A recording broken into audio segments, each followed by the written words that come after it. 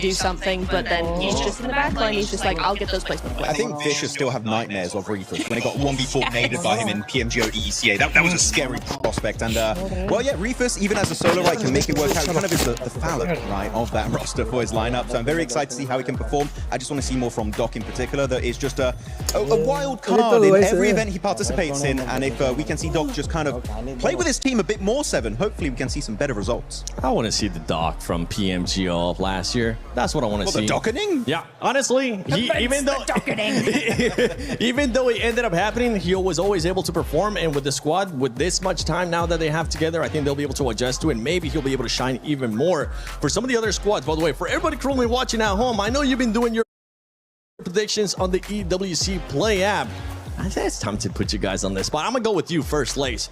Who's your prediction to get eliminated first in the first? There we go. Eliminated first. Okay. Wait, a player or a team also? Yeah, team. Okay. Player. There's so many options.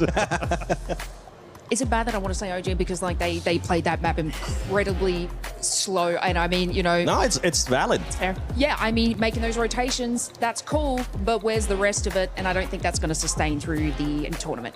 That is a valid feedback. Get ready for some amazing Instagram messages that you're going to be getting from the Indian fans. I'm turning my DMs off. You should.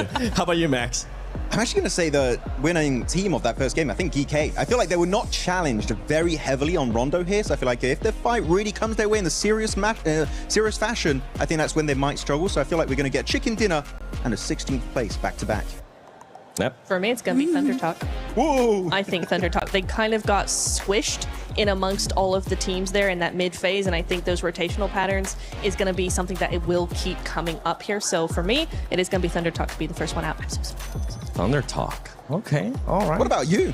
Yeah, what about you? I'm the host. I don't care. But if I did end up saying, it would be, I'm actually with you. OG. I want to see OG do a lot more. Yes, you do end up getting a second place, but this lobby, it's going to be super aggressive. And 2 eliminations or whatever you ended up getting is just not going to be able to cut it if you want to be able to challenge when we end up going to top 5. Right there. I mean, second place and you end up in 6th place it's a good first start, Max. But it's not where you want to be with the second place finish. Yeah, especially in Rondo. Especially on Rondo, right? You want to get way more elimination, so we need to see a massive step up from them. And they've shown it. They can win fights. In San Martin during the scrims I've seen just a few weeks ago, right? In Survivors Rumble, they were fighting constantly. And we saw actually some decent plays from AKOP and Atanki specifically. So I feel like it's more an issue of like, not about their fragging power, but because it clearly exists, right, Nipcho? We know they can take fights. It's about confidence. And I understand that that can be a bit of a slow burner on a global stage tournament. Yeah, it is going to be difficult for them, and that's what the first day in most situations is all about, is getting out those first day jitters, you know, doing that sort of thing. Rondo is very forgiving for that sort of thing as well, because you got that recall. It's the first game of the day before you get into the more serious maps, but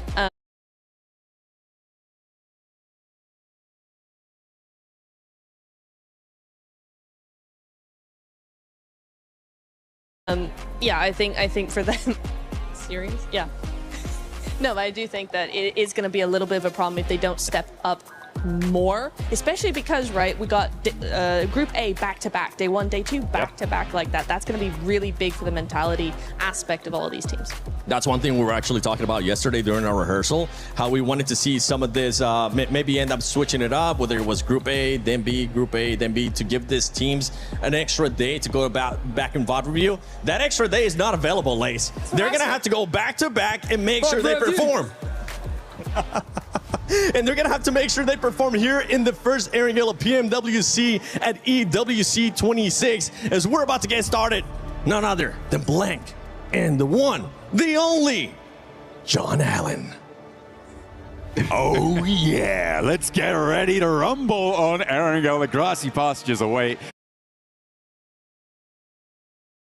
We've got a triple billing of it coming up right now, and we're waiting for our No, we're swapping with some other illustrious casters later on during the day. But for now, you guys are going to get 3 in a row. We'll be watching the 3rd one with you. But our playing path to kick things off is from Kameshki down towards the quarry and the west coast of the mainland.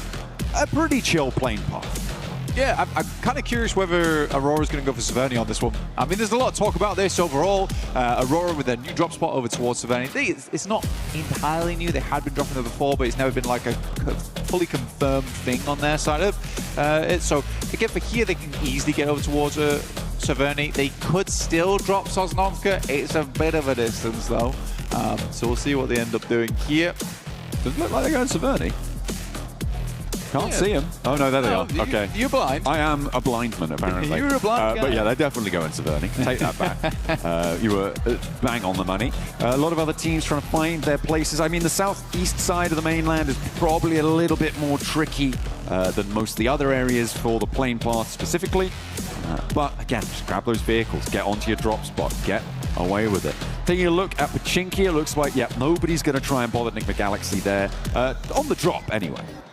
It's quite nice to see this of our top players in terms of damage numbers.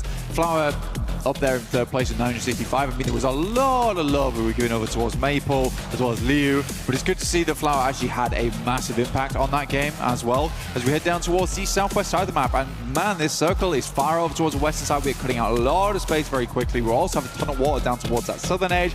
We are squeezing our players in. It's also a weird rotational path for a lot of our teams on that north side because they've got to come past Everest, decide how they want to play around with that. Do you want to play West Coast? Do you want to try head down towards that south side? However, you can join Mr. Uzumaki himself.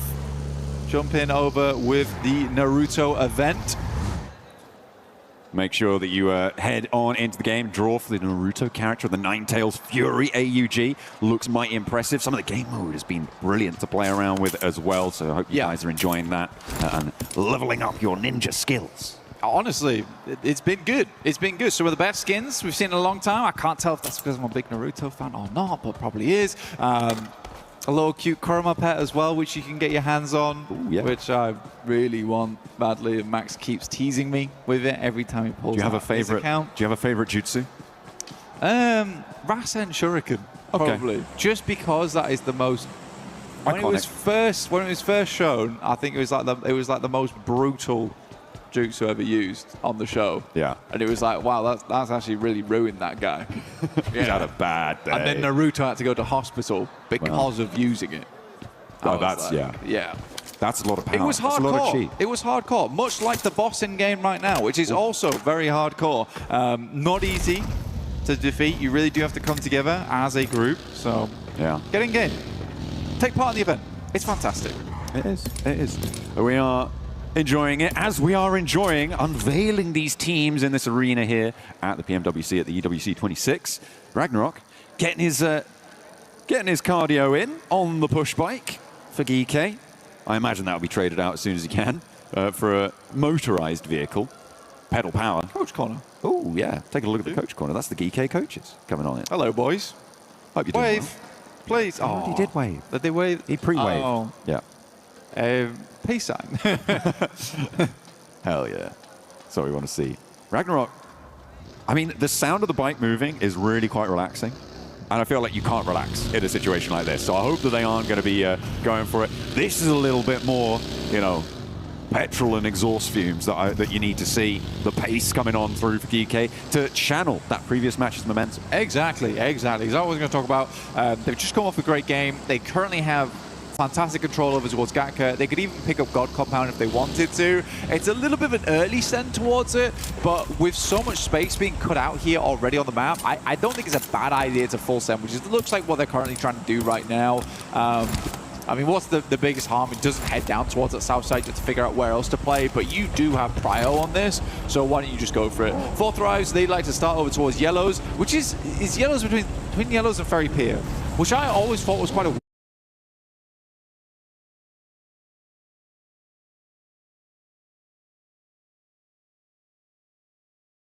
weird drop spot for Fourth Rise. I think they used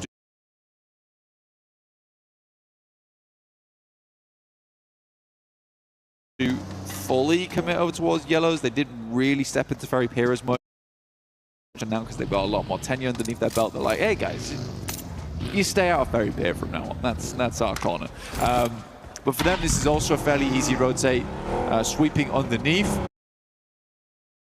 Not a single team over towards Sosnovka though, John. No, nobody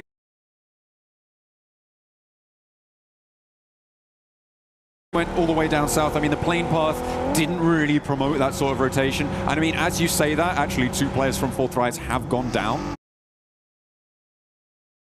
to the military island to, I assume, get a little bit more loot on board. Maybe protect a little bit of a rotation from that east bridge, which is maybe accessible. I feel like that's a bit of a long shot in terms of like what they're maybe trying to do. It feels like a looting mission, but they're going to waste time. They're going to lose pressure against teams like Furia pushing in from the east side and teams from the north.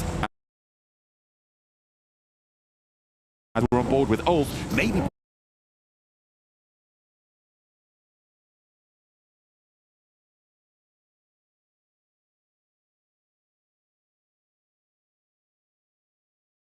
pushing into the hills on their north side. Yeah, you can grab more loot down towards Sosnovka. There's nothing wrong with that. I think for Fourth Rise as well, they're going to be coming into this game looting and booting. They know that when you get up towards these fielded areas, you really do need to use. So you need the smokes to make your way up through.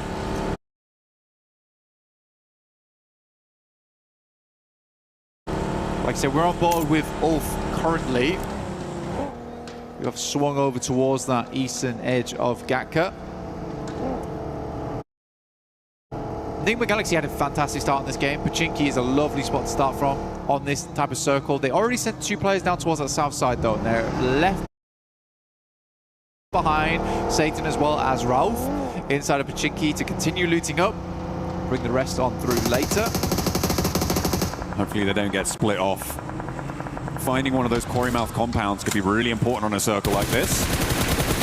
But the regroup is necessary. Ulf defending their patch brutally. Maniac gets clocked out in the open, and Scarface picks up the point for Eren with that flush coming on through. So Ulf opening the bidding now. First blood has been drawn. Kelsey for the pickup. Scarface on his way. Clambers back through the window. That's a pretty ridiculous spray, though. We did kind of gloss over it very quickly, but that was lovely coming through from Eren. A tanky OG. They just came through on the southwest side of Pachinki, just trying to find a place to stay right now. A lot of times you're picking some awkward areas of the map when you're coming in late to this type of circle. It's not exactly where you'd want to stay. Yeah, thank you. Yeah. Thank you, observers. Take a look at this this. was a nasty spray. I mean, perfectly lined up as he passes by the tree. Just chomping away at that health bar. Looks like they're on for more long-range engagements as Orangutan falter out in the open. Losing a player, and that's Ulf now up to 2. The open ground looks like they're good for the hunting. And as we saw, that spray from Eren was pretty beautiful. Looking good with it. Players are starting to find out all about it. 2 teams now have lost a player to them. And a good start. Furia on the eastern side, pushing in. Trying to get past X-Force rejects who have managed to wend their way on through. 4 Thrives have regrouped beyond that out to the west, just north of Ferry Pier. And Goat team on the east near Pachinki. Yeah, the thing for Orangutan there is it's an awkward push for them, right? It is an awkward push, but when you're coming in that late, I think what would be better to do there was probably to try and play on those outrages. There's still compounds to play up towards the eastern side of Gatka. You're slightly forcing center off the back of this one. And there's a lot of sight lines around that area as well. But they make it fairly safely. I mean, only losing 1 player is actually quite a good result for them, and they get a decently central position. But they're going to go further now as we head over on towards that western side. DK extremely happy with the 2 positions they have locked down, but they will regroup off the back of this one. I think for Easy for Bad Boy, as well as the other play in that location, this might be a little bit bold to be holding 2 areas at once, because Thunder Talk is rocking up towards their second duo on the west. Some pretty difficult terrain here, playing around that swamp, as you can see on that western side, teams starting to move in from the north edge. Bgmi Galaxy actually full wrapping Quarry here as well, moving in on this western side. RRQ may be a little bit on the back foot here, Blank. They are they were on that western coast fairly early on. They haven't pushed more inland, but that might play into their favor later on, depending on how much conflict unfolds in the fields to their east. Yeah, Fourth Rise, they completely realized that, oh my god, it is probably massively chock-a-block over towards Quarry. So let's just swing around onto the western side. FARQ, I don't terribly mind it playing on that western coast. Not really many areas that wouldn't have been taken up already. It depends how early they got to the circle. Side on it, but Aurora now spanning the south expanses of this field to potentially be a stopper for this rotation. A split up as well. There are open angles for Aurora to try and exploit, but it looks like AGAL content to play it slow again. I don't mind it. I mean, they were able to get a lot of eliminations the further they got into the game. Yes, about 5 of them came through very early on, but they were pretty steady with it. That does make things a little bit harder. Now, for Geeky, come on, guys. I think now's about the time to regroup. This is becoming a little silly now. Please. It's very, very greedy. Very, very greedy. Quarry still in play. Down towards that south side. I do like ThunderTalk's position off the back of that one. They can play over towards the hillside if they want to, coming out on that eastern edge. Furia as well has kept it fairly silent. Down towards that southeast edge, there's a big ridge side that runs through there. Fourth Drives, though, they're wrapping back. They are wrapping back, and Furia might have something to say about this. Playing that stopper on some of the quarry mouth buildings, but I think Fourth Drives, I mean, they came from this area, they're going to have a little bit of info, but ThunderTalk's presence might be an unknown quantity for them. They're sending straight through. I think they're just going to get past Blank. Fourth Drives are going to settle themselves potentially right in the middle of GK's split. There's an easy location to play there as well. It's high ground, looking down towards a lot of squads. I mean, Furia, I question how much they saw of them, because they are playing with little information because the terrain in that area doesn't provide the sight lines over towards Fourth Drives. GK tries to regroup and they lose one player off the back of it. I don't want to say I told you so, but You do. You really want to say it. I really do. Say it. I'm a smug type of guy. But no, for GK, it was a little greedy to hold it as long as they did. For Orangutan, I respect the decision to move in towards that location. It was only a matter of time, and I think GK could probably get away with this one. It's just you pick one or the other. We're late into the game. There isn't a huge amount of fantastic compounds left anymore, and GK's trying to hold 2 of them. Well, not anymore. Orangutan have actually taken that eastern point now. So, central locations are taken by GK, Orangutan, and Fourth Thrives. The South Hill, the most open, potentially the most vulnerable, but also potentially the most profitable in terms of point scoring capability. On that south edge, you've got Goat Team, Furia, going to be forcing teams to approach you in a very linear fashion. It's going to make it difficult to take down this position for a long, long time. So we'll see how Fourth Rise can manage that. The north side, a little bit more messy though. Teams are a little bit more spread out, trying to wend their way on through. Looks like it's plenty messy on the east though, as GOAT are stopping AGAL. I mean, for all gamers, they have had a slow approach into this game. They've been in the blue for a very long time. They have very little information going forward into this one. GOAT's currently playing on a 2-2 split. Curious to see how all gamers want to play this now, because even Ketch is now having a little peek down towards that south side. He wants to check in on what's happening. And all gamers will be like, okay, this looks very rough going on towards the west. Let's try the north. You're going to bang straight into Ulf. So I think for all gamers, it has just been a very slow game, which has led to little information. They're going to have to bank on having some strong gameplay going forward to try and cut a hole in the side of this circle. That's a fast rotate from Ulf, though, John. They are moving at pace, at speed. In they go, splitting the difference and not really running into too much competition on that move. Maybe slamming straight into Geeky's position. We've got, as well, Kiwoom, DRX trying to hold their northwestern side. Trying to keep themselves alive, and it's going pretty well. on their push. AGL tried to move in the wake of Ulf, but it's not going quite so cleanly for them. They have to stall, they have to falter, and OG are all too ready to take those points.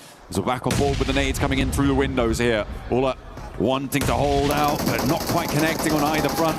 KRX hopping Bgmi back, moving him into a more favorable position to try and go for those assists. And no nades are really connecting here, Black. Okay, there they connect. Yeah, it's been a lot of explosions, not a lot of knocks coming through. Yeah, sure, Coop actually took most of the brunt of the damage so far. The nade right underneath his belly. Yeah, for all gamers, they're headed down over towards that high ground, only to find themselves up against 4Thrives. Funnily enough, after all these nades are spent and done, it's actually the M4 that does the most damage through these windows. Oh, finally. We find two back-to-back coming through from QXZ as well as Hoxie. Okay, I take it back. I take it back, guys. All right, didn't mean it. I did not mean it. Bgmi Galaxy didn't manage to get in for a third party in time. In the meantime, on the southeast side, well, we're on board with AGAL there, but further out, you've still got 4Thrives suppressing Furia and forcing them into a fight with one another. You can see they're popping up in the Elim feed. Silence is going to fall. And over on the north edge, as we're on board with Aurora and Flash, fighting over location, a fairly isolated fight. Yeah, very much so. It's kind of a weird one too. I mean, for Aurora, you sort of expect the team to be playing on this one. It's a very classic spot. Most people know of this one. You use it because it's very easy to defend your vehicles in the ditch. Slightly nade bait, but for Aurora, they slow them down and try and just pass on by, but they are directly heading over towards Ulf. Oh, Scarface does find that initial shot, which is great to see from Scarface. That long-range capability comes into play, finally. Looking for more AGAL trying to get a little bit, but Aaron has other ideas. Sprays him down, damage pouring on through. Orangutan moving Aru up, does suppress Ulf a little bit, so maybe a little bit better of a chance for Aurora to piece themselves back together. But it is really difficult now to find any semblance of safety in the middle. Ulf do get all four of their players back up to their feet in their very central location now. Not too many teams are going to be able to take them down from this one. Aurora step in two with 4Thrives, who are now up to 4 eliminations. They get that res, and now they're holding off against Top and Ziol on the off angle, as well as Goat putting pressure onto Falak. Ooh, 4Thrives, they're surrounded. If they get themselves out of this situation, it will be big news for them. Player pulled out the side of the vehicle. Ayala is down. Moxie moves up. Furia desperately fighting back here. Igor's behind the tree, looking to bark back at this team. Finally finds the first with the help of Chief from the back lines. Oh, 4Thrives are here to play though, and it's a shooting gallery for the team from Pakistan. They're racking up the points now. They want to keep going. Aurora looking to backfill, maybe cause problems here, but RRQ is sandwiching the far side now. Nowhere is safe. Furia down to 1. Nobody is going to escape this compound. 2 teams enter, none will leave. Zypher spots the enemy off in the distance, the danger coming through. Here backing up the vehicle into the wall, giving a little bit of makeshift cover as we go forward. Aru, though, doing some wonderful work over towards that northeast side. Sadly, just down to 2 there, but still holding off on his own. I think a lot of people had questions about Aru, but he's proving them wrong right now in terms of the gun skill. Very, very smart player overall, though. Zypher's getting stuck in, just going toe-to-toe with Chief. This is dangerous. There are nades in hand. Zypher wants to go barrel to barrel, though, and it looks like they're going to hop through. Genfos able to snap that Elim back, though, and will leave Zypher out in the open with a nade. With 3 players from RQ bearing down upon him, the backup is not quite there from the rest of his team. He needs some oversight. He needs some assistance, but it's not there in time, and they have to deal with Aurora on the backlines. Oh, T24 is quite low there. Took a bit of a tick from the blue. Couple more shots. Falak hits the deck, but from underneath finds it. There is a quick clap back here coming through from IQ, but it's not enough. As 4Thrives are falling underneath the presence of RRQ. They come in from the sidelines as third party, and Viren will hit a nasty spray down. 7 Elins for RRQ on the second game of the day. That was an overcommitment from 4Thrives to this compound, to this third-party engagement. There was so much going on there, and Aurora, the duo from Ziol on top, forced them to stay in that third-party position. They didn't want to push back up. They might have had a better time of it, though, to be honest, because nobody from down below was going to push them. Hazyfa had overcommitted, and they just weren't quite able to gain that momentum back. 4 elims, not that many placements. That's not how you want to try and convert. And when you look at DK's position, they are going to be able to catch you up, as well as D-Wound KRX. It's a good buffer, though. Sorry. It's a good buffer, though. 23 points right now so far. I think it's decent over 2 matches. You're looking at roughly 11.5, right? So I think they're fine. I think they're fine at the moment. Fourth Thrives just need one more decent game. Scarface does go down to Ragnarok. Get a little bit of hold back, but Aaron with that M4, who he's been so goddamn deadly today with so far, instantaneously finds a re-knock over towards Kike. In the meantime, the flash as well as OG, a tanky with a 360. It's not quite enough to keep him alive there. The flash will hold out. Just a moment longer on the south side. In the meantime, Thunder Talk trying to keep themselves together, but 2 players now left standing, as well as X-Force Rejects bearing down upon them. RRQ are going to fall. Okay, Aurora. Seoul on top, still going. Blank, they've been a real thorn in the side of this south side circle. Shiva tries to get the spray, dips out for another, dips out for more, does go down, and again, it's Aurora across the way who are making things so difficult. Well, they're an opportunistic team. We get the next circle. It sent us up over towards Ulf here. But we already saw the location this team was playing in. He looks barren. He looks deadly. Suddenly, you've got 6 other teams looking your way. They have to hit these shots as teams make their entry. Kiwoom DRX on the northwest side with 4. Flash on the north with 3. Those 2 teams have major access angles towards Ulf's position, but I don't know if they're going to be able to convert it.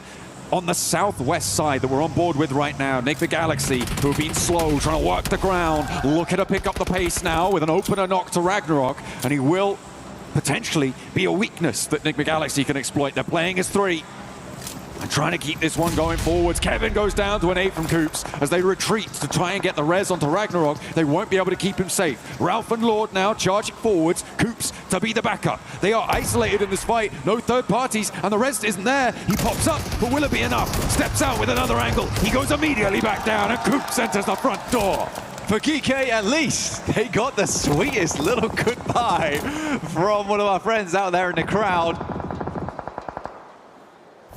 But Gike will go on no further.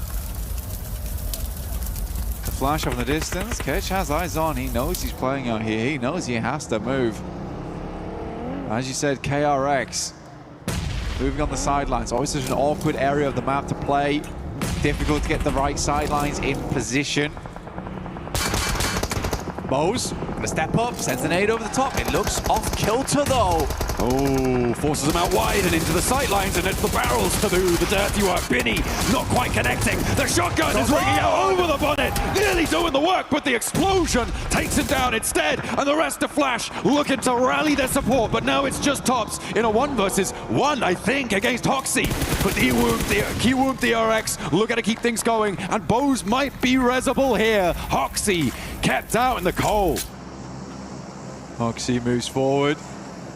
Expand the vehicle, but like you said, Tops getting his boy Bose back up on his feet. Nade sent through, not cooked for very long. Looks to use it as more of a distraction, but it is on target. Almost hit the double. Gets up towards the monster truck and use those vehicles. There's a little bit of cover here. The wheels, a great position to peek off the back of. You know what? QXZ is resible. While he goes far, goes long. Forces them to stay up close to the vehicle. Less opportunity for some solid nade angles. The bounce looks good, but it only tickled, and he's stepping out wide. He's out in the open. Back to a nade, though. Hits the deck to stay alive. Doesn't go down to a spray. Hoxie there, under pressure.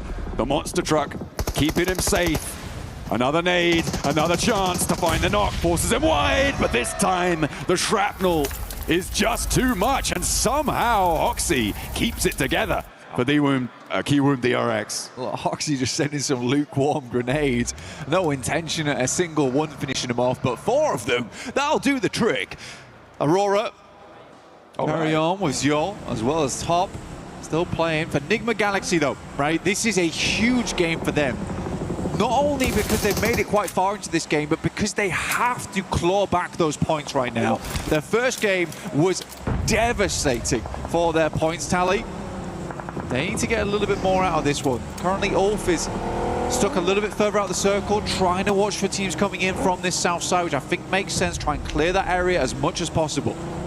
Top is pretty isolated here, but then again, if Coops or Lord gets spotted, gets taken down by either Top or a player from Ulf, it's going to be a little bit easier for him to find something. Ketch has been spotted. That's coming through from the Ulf. No, hang on a minute. Where is that coming from? I think that might be Ralph who's taking shots out to Ketch, but Lord is going to fall down, and Top now can start to chime in, look to pick those points away. Indeed, he does. He gets that flush. He steals that point away, and that is nasty for Enigma Galaxy. They lose another, and they're down to 2. Ralph regroups with Coops, and Top sends away. They're now on the back of the queue against Ulf to try and move their way forwards.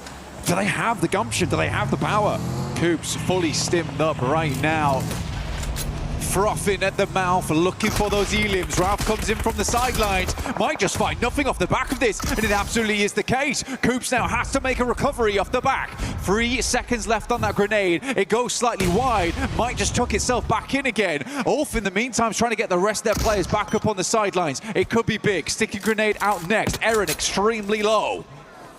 Chucks, I think that went through the window there, nearly takes them down, but they're behind the shack now.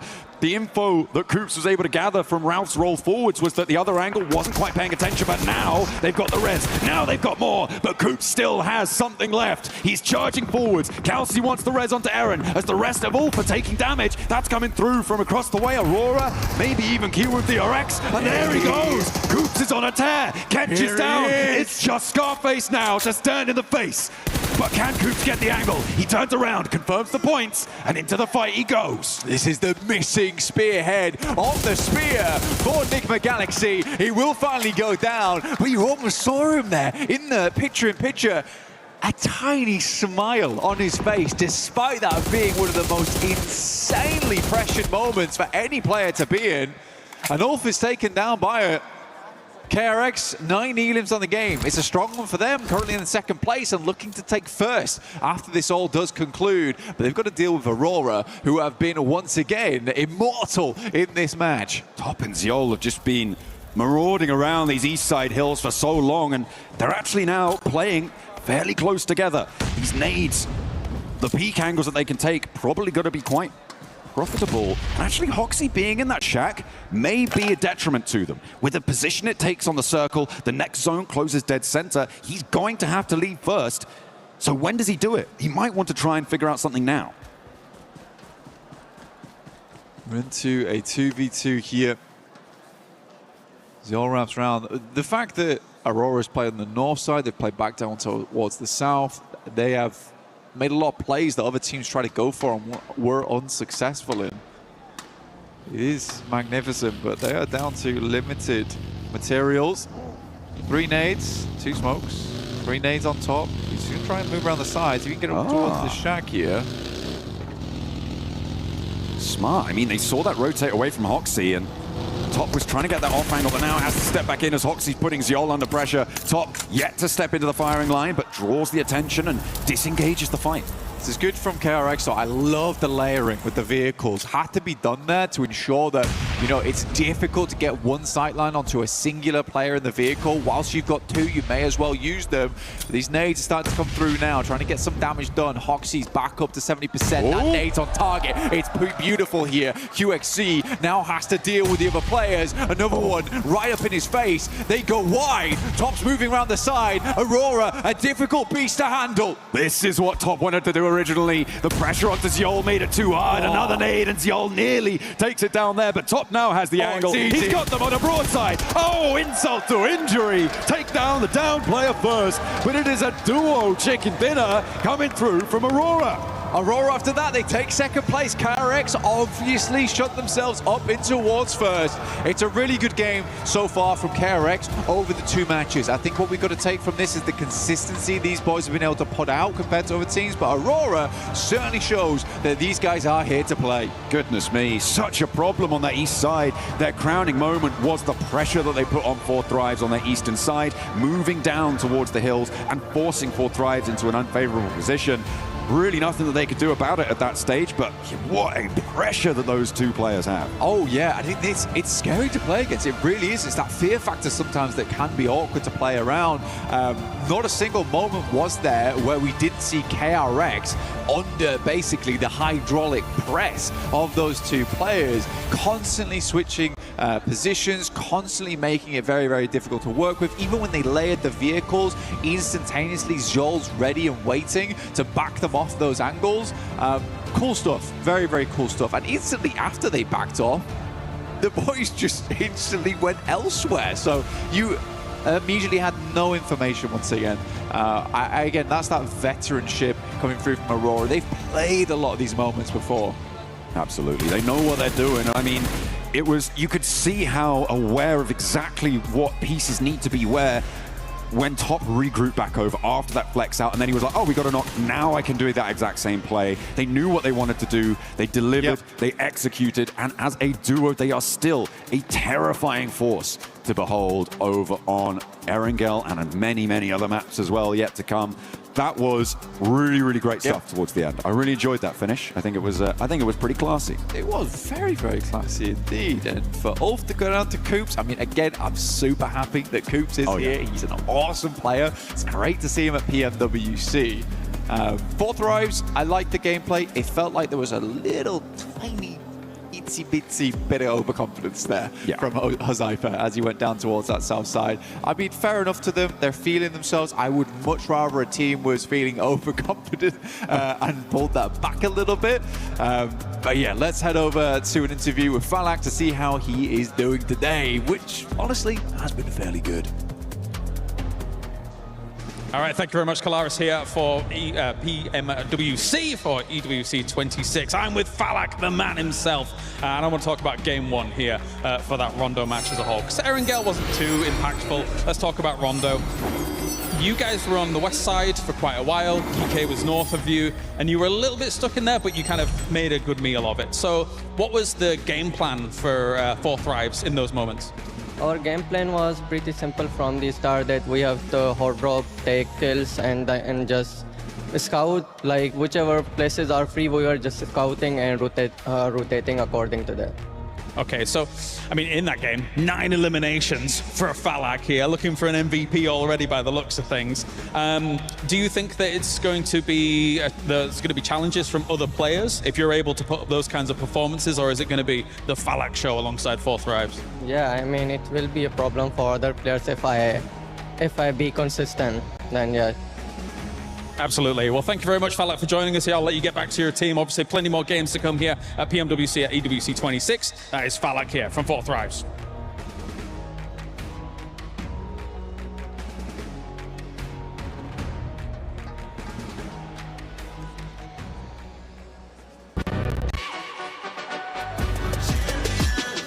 This ain't no regular thing. Came for the ring, you know what I mean.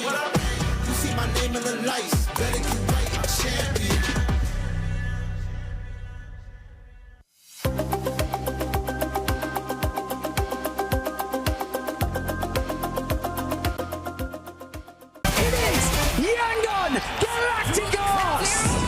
Chasing the sunrise, boots hit the ground, hear the battle call. Loot up, lock in, we're ready for it all. Every street, every door, searching for a little more. One squad, one dream, nothing's ever what it seems. The circle's close. ಭಾರತೀಯರ ಪ್ರತಿ ಸಂಪ್ರದಾಯವು ಪ್ರೀತಿ ಮತ್ತು ಪರಂಪರೆಯ ಕತೆ ಸಾರುತ್ತದೆ. ಈ ಆಷಾಢದಲ್ಲಿ ಶುಭ ಲಾಭಗಳೊಂದಿಗೆ ನಿಮ್ಮ ಸಂಭ್ರಮವನ್ನು ಇನ್ನಷ್ಟು ವಿಶೇಷಗೊಳಿಸಿ. ಚಿನ್ನ, ಅನ್ಕಟ್ ಮತ್ತು ಅಮೂಲ್ಯ ರತ್ನಾಭರಣಗಳ ಮೇಕಿಂಗ್ ಚಾರ್ಜ್ ಮೇಲೆ 30% ವರೆಗೆ ರಿಯಾಯಿತಿ ಮತ್ತು ವಜ್ರಾಭರಣಗಳ ವಜ್ರದ ಮೌಲ್ಯದ ಮೇಲೆ 30% ವರೆಗೆ ರಿಯಾಯಿತಿ ಪಡೆಯಿರಿ. ಮಲಬಾರ್ ಗೋಲ್ಡನ್ ಡೈಮಂಡ್ಸ್ ನಲ್ಲಿ ಮಾತ್ರ. ₹2 दोगे तो एक कहानी सुनाऊंगा। अरे मजाक कर रहा हूँ, कोई पैसे नहीं लगने वाले, क्योंकि कुकू टीवी अपने ऑडियंस को फ्री ट्रायल दे रहा है। और अभी एक जबरदस्त कल्ट क्लासिक स्टोरी आई है, नाम एंड में बताऊंगा। पहले इस लड़के को देखो, झूठ मत बोलना, टीवी पर तो देखा ही होगा, लेकिन अब ये वेब सीरीज में भी एंट्री मार चुके हैं, वो भी एक बिलियनियर कैदी बनकर। मतलब रहते हैं बहुत अमीर, जैसे बिरला और टाटा, लेकिन लड़की का चक्कर ही ऐसा होता है बाबू भैया। लड़की का प्यार चेक करने के लिए वो बन जाता है गरीब बेसहारा, चला जाता है सलाखों के पीछे, और उसके बाद इतना मजा आता है, मैं क्या क्या ही बताऊं, फटाफट शो देख लो। शो का नाम है द बिलियनेयर बिहाइंड बार्स। और हाँ, देखने के बाद रिव्यू देना मत भूलना, ठीक है? डाउनलोड करें Kuku TV.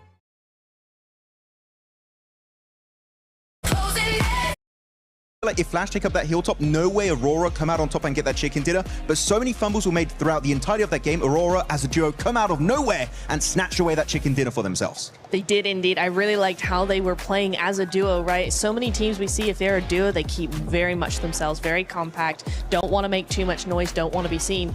Aurora went and took it the other opposite direction, right? We had Zeol on that anchor point in the middle of zone. Then you had Top running around, fending off Nigma Galaxy, going, hey, you don't want to come up here. I promise it's going to be bad news for you if you do. He did the exact same thing with KRX, and in the end, that is what won them 17 points in game number 2.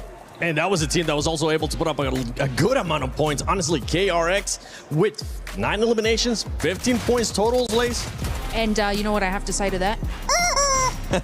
Sorry to everyone's ears at home. I just Great insight. Yeah, thank you. Thank you. Very nice. My chicken, there we go. Oh, thank you. That was just my notes for that. But no, look, Hoxie was able to obviously go into contention with Flash. This team right now is using strategy to their advantage. And unfortunate for Flash, you know, it was kind of that contention having both of them together. But it's the Hoxie show today. Was able to sort of hold off that and revive the team and have them sort of get back into that game. I liked how in this position here, they were able to cause the smokes to move positions against Aurora. They sort of scouted them first in this part, but obviously, you know, being on that lower side of the ground, it was a difficult feat heading on in, and obviously Aurora did read that incredibly well. But I mean, for this duo to be able to compete against the likes of that, I think they did incredibly well moving to that final zone. You're talking about Hoxie, and I want to say Hoxie was great, especially in that fight versus Flash, as you mentioned, but also earlier on versus Al Ula. That was a speed run. That wasn't PUBG Mobile. What was happening on that? Yeah, okay, I agree. Good point. But no, really, that fight, he creates an opening opportunity by getting a first nade knock onto Alula. Then the entire team, Niptura, just rocks up. They nade them all at the same time, and you blink and you miss it. All of Alula just fully eliminated. One of the quickest fights I've ever seen on the global stage. What the hell?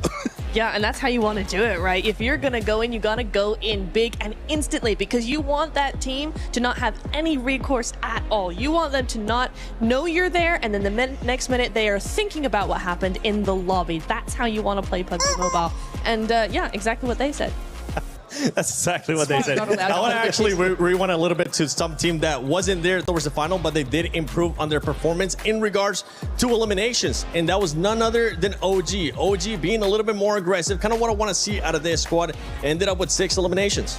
Yeah, it was a lot better. We did see them full send over to the center of the circle, and we did see a little bit more aggression. There was a couple of moments where we saw, okay, some knocks, okay, they're taking fights a lot later on. It is nice to see. That's what I wanted to see, a little bit more of that aggression coming on through. I think Rondo for them was really more about just going, okay, we're here. How is this happening? What's the plan? What is the vibe? Bringing that one back. Ooh. What is the vibe of the event? That's what you want to know. The vibe. Yeah. might as well just add some movement to it. Max. Yes. Lace. Neptura. Yes. We're going to talk about the NA King, none other than Coops, baby. Because he ended up showing up. He's back. Nigma Galaxy being able to respond in a big way, especially with what happened early on in Rondo. This is what we want to see out of Nigma Galaxy, especially with the way that they were playing too. They were playing a lot of edge early on. Yeah, I mean, during PMJ Season 1, the fact that Coops was not able to play for that team, it left a void, right? And it was felt throughout the entirety of the tournament for Nigma Galaxy. But he came out popping off against Ulf there. This 2-2 split, like, he's Pincer. There's no way he's going to survive. But you forget one important point. He's Coops. He's built different. And he just comes out beautifully, able to get himself those 2 eliminations. And he knows I'm maybe not going to make it to the podium, right? And he just tries to secure those 2 eliminations on Uf. He knows when he has to give up to secure as many points as possible. It's a great mindset to have here at PMWC. I didn't know if you knew this, but Coops hold chickens, and chicken winner dinner. So I think it just goes hand in hand. It does. Yeah. Exactly. You know what we need? We need a like that counter segue? for how many times we actually have the chicken sound throughout the day. If you're able to keep track of that, make sure you use that hashtag EWC and hashtag EWC26. Share it on social media. And I'm still waiting to see some edits. Means by Kainat. Leo, I'm looking at you. I want to see those edits with the gun sounds from Max and Neptura earlier on. And later, we might even get Lace into that. And don't forget, use your predictions as well on the EWC Play app. But now, want to see the predictions. I want to see. No. Hold on. Let me rewind that.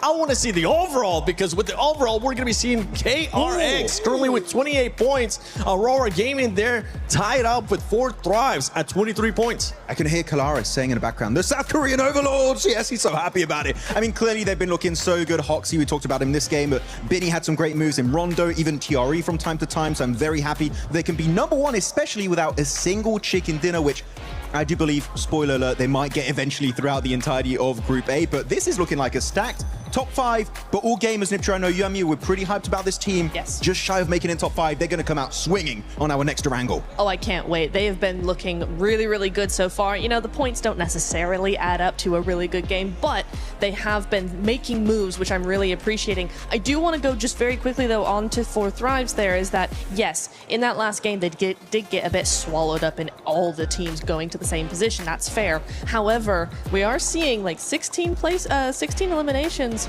5 placement points. I don't like that. Mostly from the Rondo too, right? Mostly from the Rondo, exactly. So for me, I'm kind of just like, oh, I hope that changes quickly. What do you want to see exactly out of 4 Thrives, though, since you don't like what they're currently doing? I mean, they've been having some points is a great answer. Short Placement answer, points. Long answer, I need them to continue to be a little bit more like that Rondo. They're more controlling into the end game, and then after that, you know, being a little bit more aggressive. I think getting swallowed up was not the best idea for Erangel, but, you know, into the next one, I need a little bit more of a Rondo. The third party that they were able to do on Futia and Go, though, it ended up working out for them right up until the zone started pushing. Yeah, it was a good idea, but I feel like it's more like decision making into the sense just commit to your play. I prefer to see a full team commit to a bad play together than just being a bit indecisive, taking literally 3 fights at once. There was Furia, there was RRQ, and above them there was Aurora at that point, if I'm not mistaken. So there's too much going on. Pick a fight, commit to it, and if you keep 4 players alive, guess what? You can fight later on down the line. You know who's not picking fights? Team GOAT. They have had so many chances where they have gotten knocks and they are not following through. So, I mean, you know, they're having teams in contention on each side of them. And for some reason, they're not making those decisions that you're talking about to follow up on those knocks and then clearly getting third-partied. And something is going wrong with this team because this is not the kind of stats that they are generally used to pulling in these sorts of tournaments. But I think they've got like three on the board. Like, this is not something we should be seeing from Go. I know what the issue is. They don't have a hovercraft for Moxie. I didn't see it. This man needs a hovercraft. Get it, and they might get a win. By the way, on the previous interview that we got from Kalaris too with Falak, that might be the most smack talk that I think I've heard Falak say since he ended up saying, Falak here, Rosemary here. But let's send it over to Kalaris and Jackie at the stage. That's right, thank you boys. Of course, I'm here with Jackie to talk about some of the stuff going on so far. I want to talk to you about Geek and how they were able to play out that first game. High ground control, very important, really kind of spread out for a good while. And that win overall gives me high hopes for Geek here. What do you think? Well, you were getting excited even in the green room. James was there effectively like some sort of brain box hooked up to a metaphorical cerebro, dropping mad lines and predicting what was an inevitably sick outcome. So you were always on that train, and it arrived safely at the proverbial station. Yeah, it did. I think that technically 4 Thrives could have gone onto that high ground and tried to challenge for that, but again, you know, with that being a bit more of a dicey situation, IQ being elsewhere to kind of look in the opposite directions, bit difficult for them to make that work. So good start for Geek. Obviously going down to 3 in this last one. Bit of a tough time to really make it work on Erangel, right? Yeah, that's true. It's, you know, one of those big pivoting points. And the good thing about G's is if you have 2 of them, that's a good game. And there is another team with a G in the name that impresses me, but we've had some disagreements, James. I think disagreements is the right way to describe it, right? Because I think that they replaced 4 Thrives at PMMI, kind of got 23rd place, but you think the GOAT team is on the ramp, Look, all I'm saying is, much like skateboarding, you got to start, get the gravity, hit that ramp, and you got to go up for a bit. Takes a bit of time, right? You ever been on a roller coaster? Yeah. Yeah, you know when you get to the top, you can't drop if you ain't got height, bud. So you got to ramp. And Maxman's been saying they are ramping for some time, and I'd be inclined to agree. GOAT, that spells GOAT. I think they could pop off, bud. Yeah, I'm on the Fuchs train. Where are you? I'm more Moxie. The guy's got chutzpah, he's got charisma, and he's going to be rizzing up Paris, I tell you. There you go. All right, well, without further ado, it's time to head on over to the caster team here for our next game here for PMWC.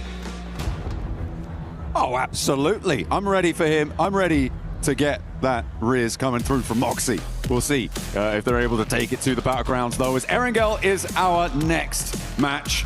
It's our middle Erangel map. We've got 3 today. We've already seen 1. Let's see if things are going to go differently here. I'm upset that no one talked about Force in that whole segment. Dude's a madman. I mean, he's propping up the thing. He's the one pushing all right. down roller coaster up the ramp right now. You know what? We've got the whole game to talk about it, so we can show that. I mean, I don't need that much time. Okay. Well, like 30 seconds was around enough. You know what? Yeah. Pick a side, you know. Enough of this fencing. We're going into this game from Novo up to Stalborough. Heavy east lane on the plane path blank. Places like Georgia Pole, pretty inaccessible. Saverni, though, for Aurora, should be pretty chill. Well, I mean, they could do both, right? They could easily do Sosnovka. I think for Aurora, Sosnovka drop here wouldn't be a bad idea. Depends how much success they're having. Saverni, you got the loot truck over there as well, so potential they want to lock in on that. But it does seem like Aurora is dropping out up towards Sosnovka. After all, Geeky, not doing badly. Not doing badly. I think that they have the right idea of it. There was that game we just saw where the greed did come through, right? We saw the eyes turn gold for a second, and then quickly they met their demise soon afterwards, the old misers of those locations. But I do think that for Geeky, there was right maneuvers being made. It's just some of that inexperience here and there is coming back to bite them in those situations. I 100% know some of those teams would have regrouped a lot sooner on that spot. Ulf also, it's a bitter pill to swallow after that last game versus Coops. But yeah, it's a tough position to play inside that shack. That's all they really had to work with. I don't think they had too many vehicles either, otherwise they might have just set up a bit more of a junkyard in that location.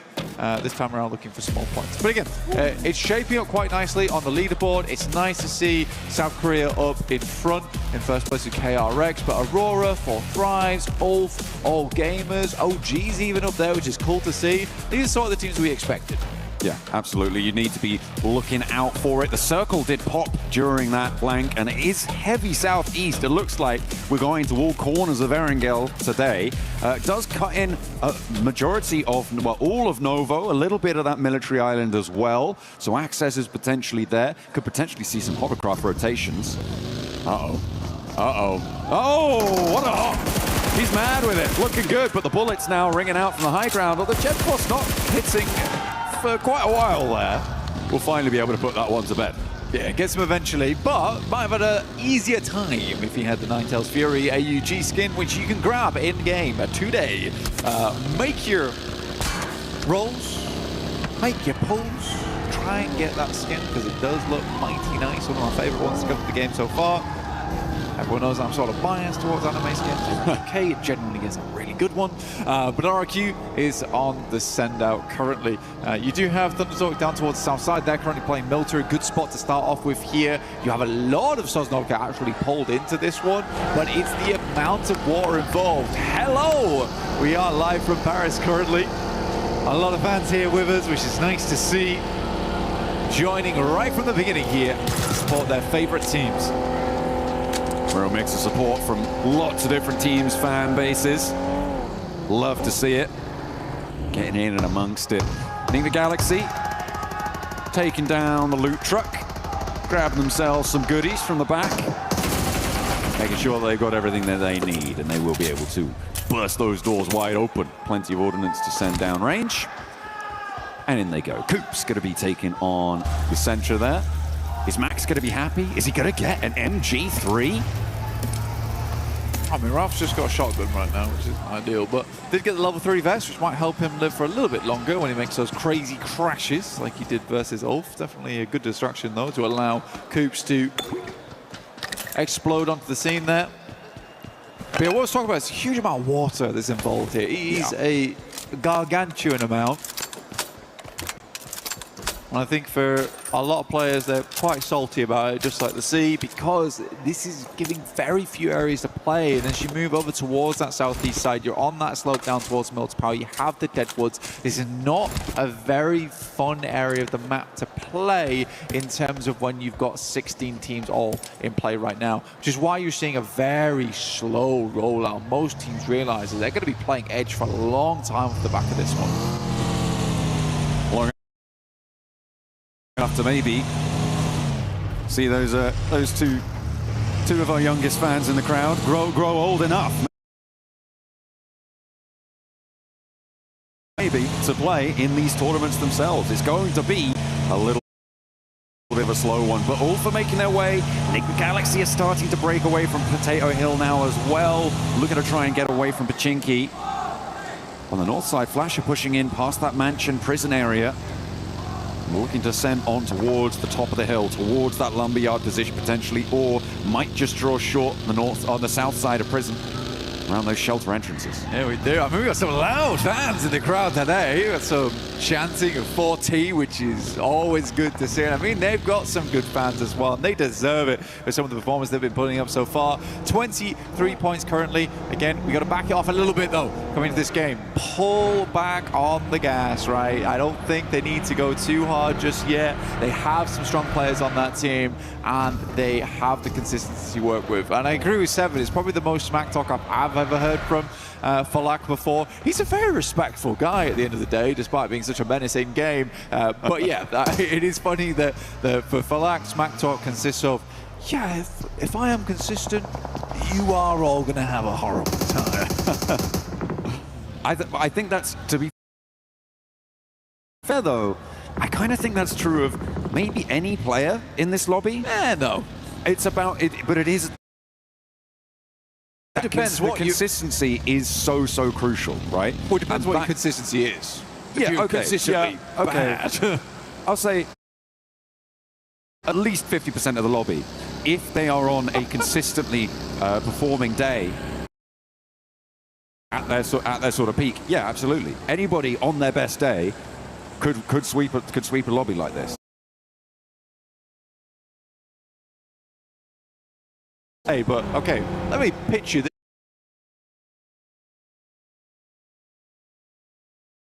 this. Okay. Let me throw you a curveball right now. All right.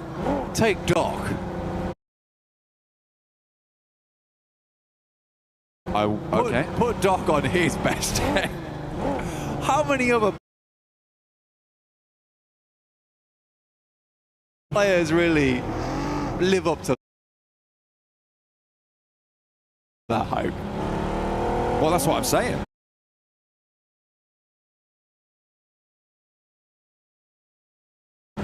Right? If Doc's on his best day, yeah, nobody stands a chance. How many? If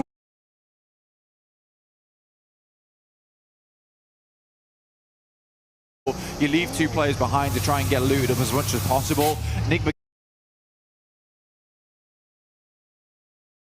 Galaxy, and then you just make this wild approach.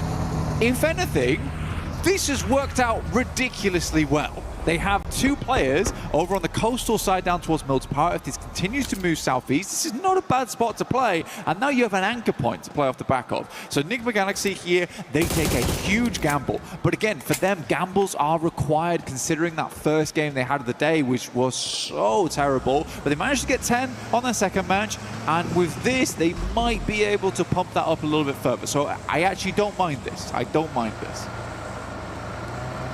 Push up those points, get a little bit more amongst it on the tables. As the backstop for Enigma Galaxy, look at a regroup. They've got about 3 kilometers to go before they find their other duo.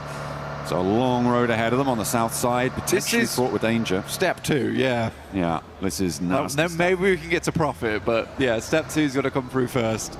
Yeah, and they've got Aurora behind them as well. This is a pretty nasty spot, I think it's safe to say, for the backstop. The circle does go a little bit more land-based, but it still cuts in maybe 20% water here, Blank. Keeps that prison position in. The hills to the north of Milter up towards that lumberyard, the Deadwood as well. Teams are going to have to try and find their place amongst the trees. It is going to be quite close for all of these teams. A bit too close, I think, for most of their liking. I think that's Fourth Drives coming across the backstop duo of Enigma Galaxy, but nobody's slowing down. They want to get into the circle. There's a lot of places to play here. We are kind of focusing up around Lumberyard, so we have that high ground in play, which is going to cut out a little bit of a cone around that central area of this circle. You see, amazing, no one's playing up towards Mansion. No one cares about the Popka. Let's try and get ourselves as central as possible, work our way into this one. Not a lot of fights going through. Teams more focused on the wheel. 10 and 2 right now to get into this circle. So we'll get a secondary close on this one coming up shortly. Bgmi Galaxy move over further towards that northeast side. They are just about eking their way in. It comes up against a 40 though. Good opener for them, looking for more against the Cypher, but they go down 1 and 2. Heavy blows dealt towards Geeky, but there is an answer, and it's Falak and Cypher now looking to try and take on Safji and Kevin from down below, moving that hovercraft into position, but that could trap the nade in with them. Cypher in danger, has to step in. Nice. Can hop out, can he go for the rest? No, there's another nade, and T24 is a goner. Cypher stays alive though with the protection of the hovercraft.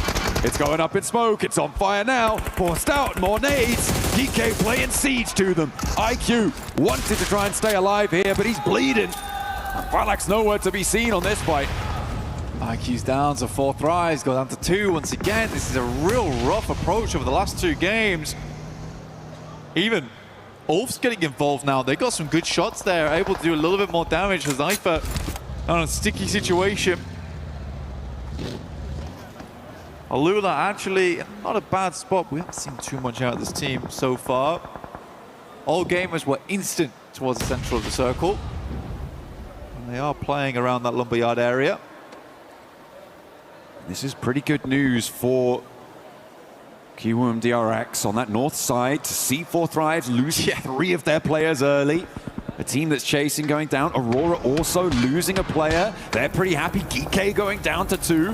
First place is looking pretty nice right now for them. But remember, this is a chase for top 5 for direct qualification spots here in Group A and indeed in Group B.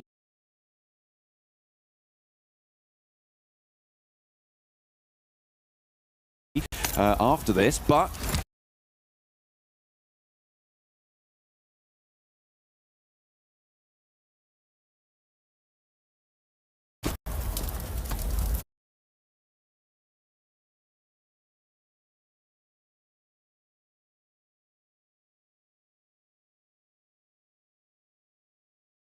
it's always good to have an early lead.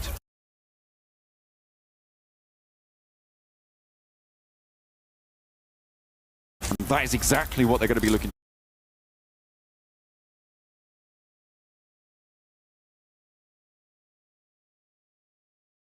to do here for Kiwoom DRX.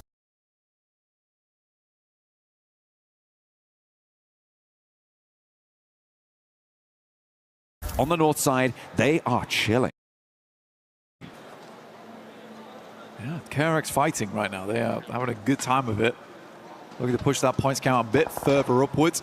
Circle does move back down again. You know what, Bgmi Galaxy, again, this is a massive gamble. I completely agree with you, right? They've hit 7s across the board, though, and it's worked out. It has worked out for them. They even got themselves a loot crate. I mean, that is lucky. That is a little bit lucky. But we'll see what they can get done with it, because, again, Bgmi Galaxy has thrown away a lot of end games in the past, even though they get themselves there. I think Coops is that secret bit of sauce that they do require to get into those end games and play them out well. Ah, this must be how Aurora lost their player. To Orangutan there. Doc, yeah, just caught out in the open. Yeah. Slow start of the vehicle. You know what? Aru is looking really good today. I think for Aru, there was always that question for OG is that does the gun skill live up to the hype here at PMWC? Seems like these guys have been doing a lot of work in the back end here, and Aru is showing up as the leader. Hazipo will go down. It's 4 thrives now out. The first team to leave us here, 16th place. Very tricky rotate coming through for them. They got split up. They couldn't quite convert over towards Geek on their engagement. It looked like they had a really good opener, but the shots just weren't landing. It was unfortunate, but they do fall for it. Aurora, they're looking to keep things trucking low. And remember, we know what they can do with a duo. We've given them an extra player this time around. They're on 3. They've already opened up for an Elim. They're in a pretty cheeky little spot there as well. Controlling quite a lot of the open ground towards those mill to power positions, towards mini mill to power as well. The warehouses on that south side could be a pretty powerhouse spot. That's right. In mill to power. Oh, power.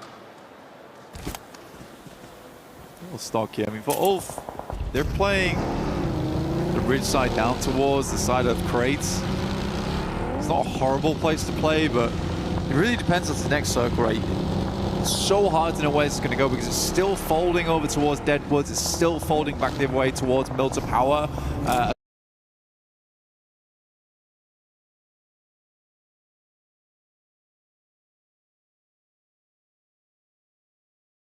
as well as Mini Milter.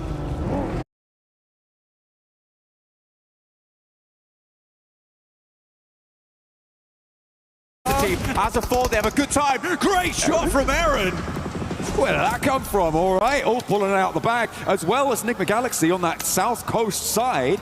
They can sweep through. Furia looking to try and challenge. Could be a little bit difficult to deal with, but I feel like Enigma Galaxy have the inside track there. You're right, though, to highlight that Aaron spray. It was pretty nutty. The guy is insane. You've talked about being his biggest fan. I think you can be proud in that tile right now. Well, again, the speed at which he identifies the location, understands that this is a shot that he needs to hit right now versus Gaming Stars to ensure that Calci gets back to the team, because they know of all people inside this lobby that they have a fantastic chance, at least a top 3 here from this position, but they need to be a 4-man. They have to be a 4-man. Calci gets back towards the squad, and this is a great start for them. The rest of the teams will be starting to flow on in now. You've got Aurora down towards that south side, but likely they'll stick around here for a little bit longer, understanding that Mini Milter, as well as the compound down towards the south, likely will move in the near future, can pick themselves up a couple of eliminations there, and they might be in the next circle too. Ooh, okay. All right.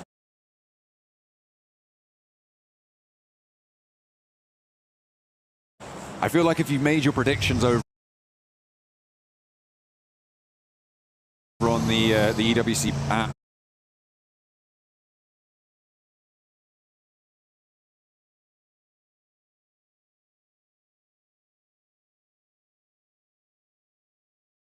then if you put Ulf in, you might be pretty happy right now. It's a little bit difficult potentially if they have to move away from the coastline. I feel like if you put Enigma Galaxy in as a prediction as well, that could have been a pretty decent shout. And a surprising one. Yeah, I think certainly given the start of this match, right? But looking at the rest of the lobby, there is a lot more danger on the western side. Ulf taken down with a long-range shot from Mini 14. Might be Reservoir, though. And Ulf are down to 2 active, though. Yeah, it's 2 players that went down in the front line. Basically, Scarface and Ketch absolutely have to instantaneously help there. It's not the case. Ooh, I mean, I think maybe the 2-2 split was just unfortunate. Alula also get involved, and this is a 4v2 if it comes down to it. Scarface and Ketch got a big old task ahead of them. Oh, they're going for one, and actually, X-Force Rejects going to slow Gaming Stars potentially from getting involved as a third party on the north side, taking one of their players out. Maniac is down. But you've got Q and DRX on that north side as well, who have yet to fully regroup and make their way forwards. A lot of pressure is going to be felt by the positions on the coastline. This southwest side that we're on board with now does need to conclude, as Flash are rolling around the ridge lines, but not quite able to find the opener. They only have 3 players, and RRQ are waiting. They are ready to see who emerges from this one and how many points they can earn from it. AJL to make the move out here. Bows are running in alongside with a blue. I mean, respect to XDZ. I would 100% feel like that was the knock as well. Looked away in that moment. More pressing matches ahead of him. Azias backs down. Thundertalk also shots over towards Furia. Furia getting absolutely decimated as they try and pull out from Milter. Now Enigma Galaxy, they're just going to play it off of the power grid here. Oh, Orangutan trying to move parallel to Flash. AGAL as well, but nobody's looking happy as everybody's losing players. 2 players on the backline, maybe Reservoir if they're quick about it. As Flower looking to pull a player back to his feet, but they won't care. DRX on that north side. They should just be able to tear this one through if RRQ don't get to them first, because they are slamming straight into the south flank. RQ, yeah, you're right. They are absolutely rinsing squads at the moment with good shots through the smoke. We'll take down Feiren to start things off. Hoxie also took an unfortunate knock and will be flushed out because of it. Aru and Wizgod looking to stay alive, but it's just down to Aru now. Molotov off towards the right-hand side. It's not quite on target. Immediately, Aru's going to swing round. Lepar has to win this. We'll find Aru. Naraku lives to see another day, but with just 1 player to do it. It is going to be him as the Wanderer inside of the circle. It's going to be close, but should get the first aid. Looking for more loot as well. Stage 5 is just about survivable for long enough. Hops in. Pops the bandage as well. Doesn't have any stims ticking him up just yet. And actually he's going to go straight towards Aurora. Not in the zone either. So has to take a beat to try and get some healing done. Only 2 nades to try and find an opener. And it is just Reefus in this location for the time being. The rest of Aurora look at a regroup now though. And it's going to get more dangerous for Lepar in the next 20 seconds. Hell, you know what? Enigma Galaxy could go all the way on this one. And it really could be a Galaxy big brain move on the early game to go for that rotate so early away from the rest of the lads at Pachinki. I love it. I really love it. I like the fact that they didn't feel dismayed after that first game. Watching Satan with his head on the pillow was pretty crushing for me, honestly, because I know how that must have felt. I can try and understand it. But for them to come out with this kind of maneuver in Game 3, love it. I really do love it. And if it pays off, that will give them some great confidence into the future. Or maybe it could be a false positive, you know, like this. It's so difficult to call things like that. Aurora suffering heavily. They are still 3 players alive, and all 3 are in the zone, but they're under a lot of pressure. This is Lepar actually doing the damage over towards Popsiol. Has popped all of those smokes around her to try and keep his teammates safe, and I think they're going to get this res. Gaming Stars under pressure. As Kiwoom DRX managed to move into position, but look at the step up. Binny gets rebuffed, and it might just be going south for the Koreans. As TRE just has to stare from behind the tree as Binny falls down on location. 2 players now, and the north side getting dismantled. Gaming Stars holding strong. The nade doesn't connect. TRE still alive here. Next nade might be on target. Explodes by the side of him. KRX is down. Gaming Stars right now looking awesome, but are now down to just 2. All for Weather the Storm, but man, they would have loved to have more players up there. And it was very livable down towards that south side. I think they wanted to keep tabs on that northern edge, though. It is just really good shot screen from Gaming Stars to 1-2 punch both Kelsey and Aaron. Again, potentially is a moment there where one of the players should have just dropped back, smoked up, rather than trying to re-aggress on that trade. But we didn't quite see exactly what happened there, so we just don't know. Next circle comes through. Enigma Galaxy have to move. They're one of the only teams outside the circle right now. Aurora look to back it out slightly, but it is just sitting ahead of them from Thunder Talk. I think they're going back for vehicles here. They want to get a little bit of speed into this one. They are the only team with 4 players alive. Looks like, yeah, they're going to step in. He's waiting for the right time. Okay, yeah, they're recalculating, recalibrating, and they're going to try and move forwards. You imagine that they're going to be trying to pop smokes potentially over towards Goat's direction. 1 vehicle. And down the hill. They're covering their rotate. Okay, Ralph's going to stick behind. Makes sense. Sitting's directly underneath, not going to cause any problems. Might do. 1 vehicle does move up. Gets into position, some damage sent through. Oh, if one of them takes a heavy hit and drops down to try and preserve the health bar, it could be that Sitting's just going to wait and take those shots. He's still in the zone and he hasn't made a move for a long, long time. I don't know if they're aware of his position. Ralph is very low. They know roughly where they're coming from now, and Ralph opted to stay behind just in case, but his approach is going to be very difficult. Going to have to get on his belly and snake his way in. Smoke's going to have to be used here to get him up into position.